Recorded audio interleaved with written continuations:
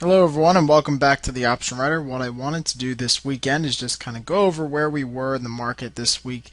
It's been a big week, at least this earlier this week with the major sell-off that we had, kind of breaking the back of this bullish upswing that we've had over the last month.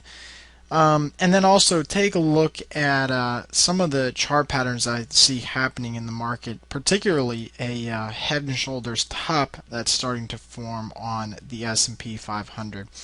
So getting right into it now, this on your screen here, this is a chart that we posted earlier this week. I think it was around Monday or Tuesday, right before the market kind of rolled over. And what we're pointing out here is that there was very, very clear bearish divergence on the indexes, and this is the chart of the S&P, and you can see that the market was continuing to go higher every single day throughout the week, throughout the month, just churning higher here. But yet the momentum of the market, or the RSI indicator that we have down here, had kind of flattened out, meaning that even though the market was moving higher, momentum, or the extent to which the market is moving higher, was really starting to turn already. And this is a really good internal indicator that we love to use here. Again, it's the RSI indicator.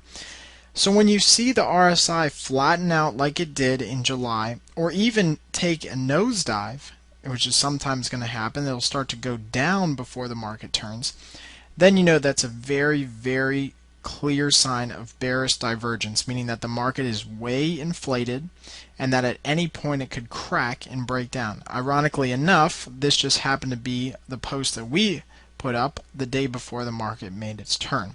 So again, that's just something to think about. Always take a look at these internal indicators, even though the market's moving higher, and this also works in the downtrend as the market's moving lower. These indicators may already start to turn up, and that's bullish divergence.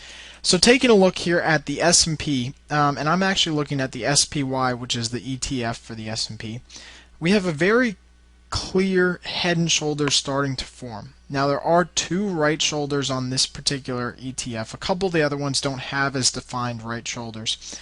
But here's the basic overlay of what's happening. We have a very clean neckline here from these bottoms in February and July. Very clean neckline. A very defined head up here at the top of the market in April. And we have these shoulders here that are all lined up in a row, and actually it seems like these right shoulders here are a little bit lower than the left shoulder back in the beginning of 2010. So what that's all signaling is that the market has already come through its topping process. It's starting to make its downward trend. We're definitely in a downtrend now that we have a lower low and a lower high in the market. Now that we're making this downtrend, the market could easily fall back down to this neckline and below over the next couple of months. Now the measured move for a head and shoulders top like this on the indexes would take us down to around 85 or 850 on the S&P. That would be bringing us back down to the bottom that we had back in July of 2009, a pretty substantial sell-off.